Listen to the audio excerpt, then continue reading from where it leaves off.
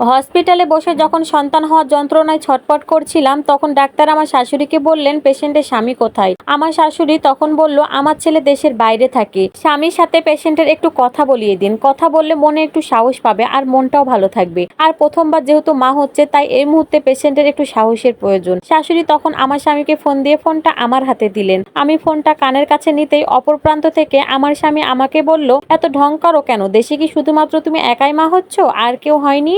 আমি আর কিছু না বলে কান থেকে ফোনটা সরিয়ে নিলাম। আমার দু চোখ দিয়ে অনবরত পানি পড়তেই লাগলো। আমি বুঝতে পারছিলাম না আমার প্রসব ব্যথা বেশি যন্ত্রণা হচ্ছে নাকি আমার স্বামীর কথায় বেশি যন্ত্রণা হচ্ছে। দুপুর থেকে রাত পর্যন্ত আমি ব্যথায় ছটফট করছিলাম। কিছুক্ষণ পর ডাক্তার অফিসে এসে আমার বাবা আর আমার শাশুড়িকে ডাকলো। ডাক্তার তখন বলল, পেশেন্টের যেহেতু জরায়ুর মুখ খুলছে না, তাহলে আমরা সিজার করে ফেলি। তা না হলে পেশেন্ট আর তার অনাগত বাচ্চা দুইজনেরই ক্ষতি হতে পারে। কিন্তু শাশুড়ি কিছুতেই রাজি হচ্ছিল না। উনি বলছিলেন আরো অপেক্ষা করতে। কিন্তু বাবা যখন আমার শাশুড়িকে বলছিল, বিয়ান সাহেব, আমার মেয়েটা খুব কষ্ট পাচ্ছে, আপনি সিজার করার অনুমতি দিন। বাবার কথা শুনে আমার শাশুড়ি মুখ বাঁকিয়ে বলল, যদি আপনারা সিজারের সমস্ত টাকা পয়সা দেন তাহলে আপনারা সিজার করান। শাশুড়ির মুখে এ কথা শুনে আমার বাবা মাথা নিচু করে রইলেন, কারণ আমার পরিবারের সামর্থ্য ছিল না সিজারের টাকা বহন করার। বাবা চোখ দিয়ে অনবরত পানি পড়তে লাগলো। একটা বাসায় দারোয়ানগিরি করে কোনো রকমের সংসারটা চালাই। তাছাড়া আমার আরো ছোট দুইটা বোন আছে, তাদের বিয়ে এখনো বাকি, তাদের জন্য চিন্তা করতে হয়। বাবা মুখ কালো করে আমার কাছে চলে আসলো। বাবাকে আমি বললাম, বাবা, আমি যদি ব্যথা মরেও যাই তবুও তুমি আমাকে সিজার করিও না।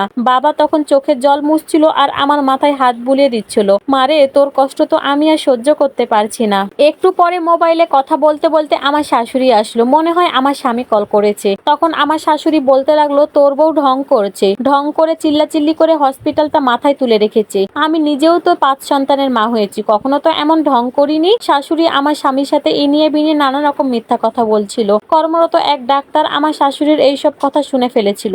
উনি তখন আমার শাশুড়িকে ধমকে সুরে বললেন, কি এসব আলতু ফালতু কথা বলছেন? নিজে মা হয়েছেন, মা হওয়ার যন্ত্রণা কতখানি জানেন না?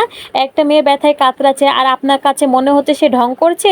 এত লো মেন্টালিটি কেন আপনার? এই মুহূর্তে যদি সিজার করানো না হয় তাহলে মা সন্তান দুজনেই মারা যেতে পারে। তখন হসপিটাল থেকে আপনার আর আপনার সন্তানের নামে মামলা করা হবে। ডাক্তারের এই কথা শুনে শাশুড়ি ভয়ে সিজারের অনুমতি দিয়ে দেয়। কিছুক্ষণ পর আমাকে সিজার করানোর জন্য নিয়ে যাওয়া হলো। আমি 8 দিন হসপিটালে ছিলাম। এই 8 দিন আমার সাথে আমার স্বামী একদিনও কথা বলেনি। শাশুড়িকে ঠিকই প্রতিদিন কল দিত, অথচ আমার সাথে একটাবারও কথা বলতে চাইতো না। আমি যখন বাসায় আসলাম তখন আমি নিজের ইচ্ছাতেই আমার স্বামীকে কল দিলাম। আমার স্বামী কল রিসিভ করে একটাবারের জন্য বলেনি আমি কেমন আছি কিংবা আমাদের সন্তান কেমন আছে।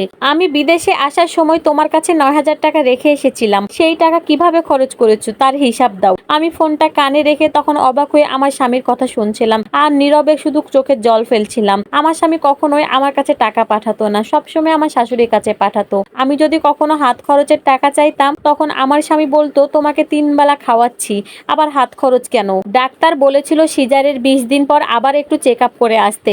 আমি তখন শাশুড়ির কাছে গিয়ে ডাক্তারের কাছে যাব বলে টাকা চাইলাম। শাশুড়ি তখন মুখের ওপরেই বলল, টাকা লাগলে তোমার বাপকে গিয়ে বলো, আমি তো বলিনি ঢং করে তোমাকে সিজার করাতে। এখন 2 দিন পর তোমার ডাক্তারের কাছে যাওয়া লাগবে আর টাকা দেওয়া লাগবে আমার, সেটা তো হবে না।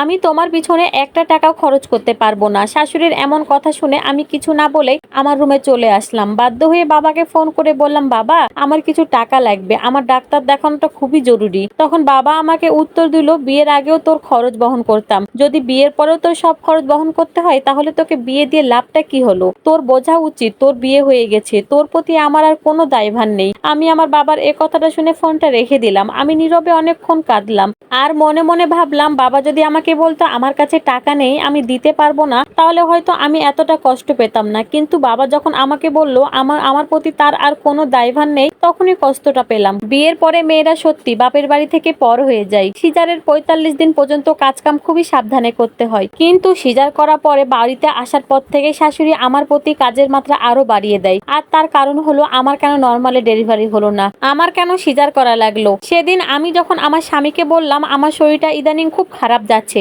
আমাকে কিছু টাকা পাঠাবেন, আমার ডাক্তার দেখানোটা খুবই জরুরি, আমার স্বামী তখন উত্তর দিল, তুই এখনো মরিসনি কেন? স্বামীর মুখে এ কথা শুনে আমার চোখের জল ফেলা ছাড়া আর কোনো উপায় নেই। আমি শুধু ভাবছিলাম, আমার জীবনের সবচাইতে বড় ভুল হচ্ছে মেয়ে হয়ে জন্মানো, আর দ্বিতীয় ভুলটা হচ্ছে বাবা মায়ের পছন্দে বিয়ে করা। এখন যদি আমি আমার স্বামী সংসার নাও করি তাহলে আমার নিজের বাবা মাও আমার দায়িত্ব নিবে না, আর যদি এই সংসার করি তাহলে প্রতিনিয়ত আমি জ্বলে পুড়ে মরবো। এই সম্পূর্ণ স্টোরিটা এক একটা আপুর লাইফ থেকে নেওয়া। এই অবস্থায় একটা মেয়ে কি করতে পারে বা কি করণীয়, এই উত্তর কি এই সমাজ বা সমাজের মানুষ দিতে পারবে?